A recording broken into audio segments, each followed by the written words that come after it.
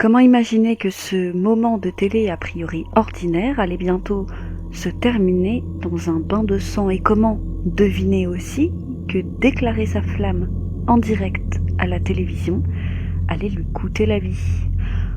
Aujourd'hui, la triste histoire de Scott Amedur.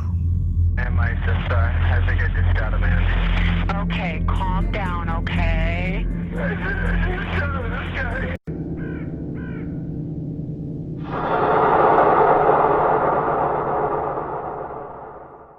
Nous publions de nouvelles vidéos chaque semaine, alors abonnez-vous. Le Jenny Jones Show est un talk show américain très populaire dans les années 90 aux États-Unis. C'est une émission dans la veine du Jerry Springer Show. C'est une émission où des personnes ordinaires viennent révéler leurs plus sombres secrets. En somme, c'est du trash pour faire de l'audimat. Et un épisode de l'année 1995 est consacré aux admirateurs secrets. Et un homme a une vérité à dire à une personne de son entourage. Et il a eu l'idée folle de le faire à l'antenne, mais rien ne va se passer comme prévu. Le jeune Scott Amedur, 32 ans, est amoureux et veut déclarer sa flamme. Et non pas à une femme, mais à un homme, Jonathan Schmitz, 24 ans. Et chose qu'il ne sait pas, c'est que Jonathan a un long passé de problèmes mentaux. Il ne peut pas le savoir car les deux hommes ne se connaissent pas ou à peine. Scott l'avait aperçu chez une amie à lui, Donna. Il n'avait vu que ses pieds car Jonathan était sous la voiture de Donna en train de la réparer. Il était tout de suite tombé sous le charme et a donc décidé de lui déclarer sa flamme. Mais pour l'heure, Jonathan ne sait rien de tout ça. Il est contacté par l'équipe de l'émission qui lui annonce qu'il a un admirateur secret. Jonathan n'est pas né de la dernière pluie, c'est quelqu'un de méfiant, il demande à en savoir plus et surtout il veut s'assurer que c'est bien une femme qui vient lui déclarer sa femme. Après tout, il connaît bien le principe de l'émission et il sait que l'équipe en serait tout à fait capable. La production rassure Jonathan qui finit par accepter. Par curiosité, nous voici donc le 6 mars 1995. Jonathan est isolé du plateau pour garder l'effet de surprise et pendant ce temps, l'émission commence. Jenny, l'animatrice, entre en scène et tout se passe pour le mieux dans une ambiance bon enfant quand c'est au tour de Scott Amedur de faire son entrée. Le jeune homme est tout sourire, il est invité à raconter son histoire, alors il raconte. Voilà, le jeune homme est secrètement amoureux de Jonathan et jusqu'à présent il n'a jamais osé faire le premier pas et pour cause, les deux hommes, comme je vous le disais, ne se connaissaient pas vraiment, ils se sont aperçus quelques fois mais voilà tout. Et la présentatrice, elle, va plus loin, elle ne se contente pas de ça, elle demande à Scott de raconter ses fantasmes sexuels impliquant Jonathan. Scott, qui n'avait pas prévu de s'épandre à ce point, se prend au jeu. Il est galvanisé par le public qui veut savoir et qui lui fait savoir. Il concède un fantasme impliquant Jonathan, un Mac, du champagne et de la crème fouettée. Il explique qu'il ne sait pas si Jonathan est gay quand c'est au tour, justement, de Jonathan d'entrer. Le jeune homme est accueilli en fanfare. Il ne se doute de rien. Il prend place, le Washington Post dira, les deux hommes ont échangé une étreinte maladroite avant que l'hôte ne lâche sa bombe. L'hôte, bien évidemment, c'est Jenny, et elle explique tout à Jonathan. Jonathan se met à rire, mais intérieurement, il comprend qu'il a été piégé. Il est gêné, pire que ça, il se sent humilié. Sa gestuelle, d'ailleurs, l'illustre parfaitement, mais il garde son sourire et insiste en disant, je cite, « Je suis complètement hétérosexuel. » Oh, but I am definitely heterosexual, I guess you could say. Puis l'émission se termine.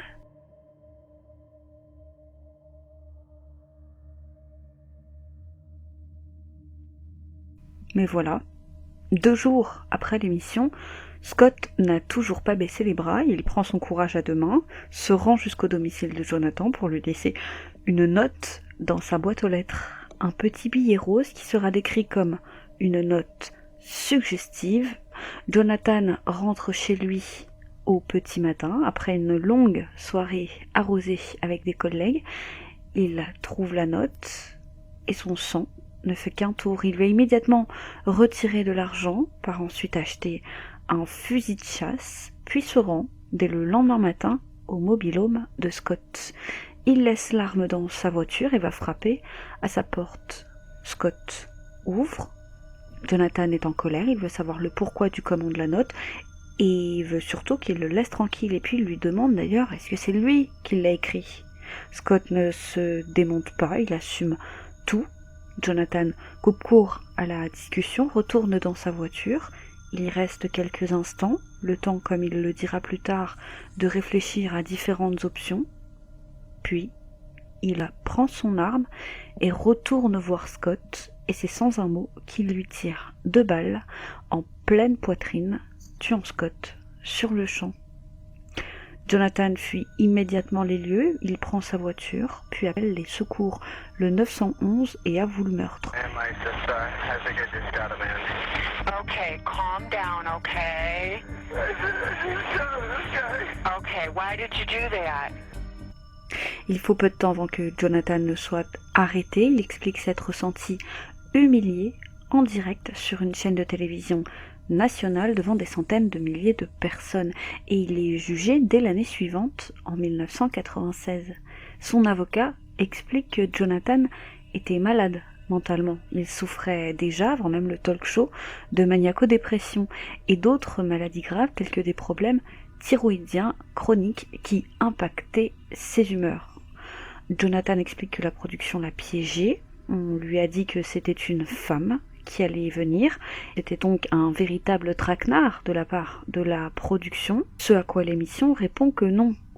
Ils disent l'inverse, ils soutiennent qu'ils avaient parlé d'un homme ou d'une femme, et pour eux, Jonathan n'a entendu que ce qu'il a voulu entendre. Et ce procès sera plein de rebondissements, puisque voilà, un ami de Scott à Médure vient témoigner, et ce qu'il va dire va faire l'effet d'une bombe. Il explique que Scott s'était confié à lui avant de mourir. Il lui a expliqué qu'après le show télé, il était allé boire un verre avec Jonathan, à la suite de quoi les 2 hommes étaient rentrés ensemble et ils avaient eu des rapports sexuels. Ce que Jonathan démentira catégoriquement. Comme sur le plateau de télé, il réitérera, il est complètement à 100% hétérosexuel. La productrice témoignera également à ce sujet. D'après elle, l'équipe aurait reçu un coup de téléphone de Jonathan Schmitz lui-même le lendemain du tournage, qui leur annonçait qu'il avait eu une relation amoureuse avec Scott. Ce que là encore, Jonathan niera. L'avocat de Jonathan conclut que son client a tué à cause d'une combinaison de maladies mentales et d'humiliation et espère ainsi la clémence des jurés. En d'autres termes, il utilise ce que l'on appelle la gay panic défense. C'est une stratégie juridique selon laquelle un accusé prétend avoir agi dans un état de panique, de folie temporaire violente commettant des agressions ou des meurtres à cause d'avancées sexuelles non désirées d'une personne de même sexe. Les avances sont si choquantes pour la personne qui les reçoit qu'elles provoquent un moment d'aliénation et une situation de légitime défense. Voici donc la défense qu'utilise l'avocat de Jonathan, la fameuse gay panic défense. Vous saurez maintenant si vous tombez sur des défenses similaires, et bien sachez qu'elle a un nom.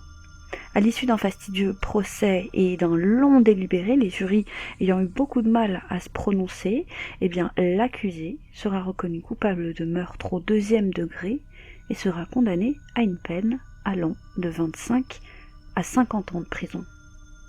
Jonathan Schmitz fait appel de la décision, la peine est alors annulée et jugé à nouveau, mais il écopera finalement de la même sentence de 25 à 50 ans de prison.